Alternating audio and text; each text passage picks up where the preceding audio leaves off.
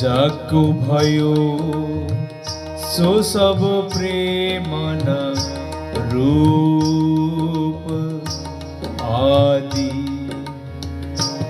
अंत जाको भयो सो सब प्रेमना रूप आवत जात न जानिए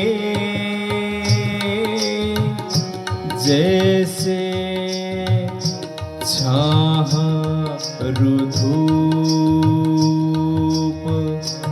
आवत जात न जानिए जैसे छाहरू धूप।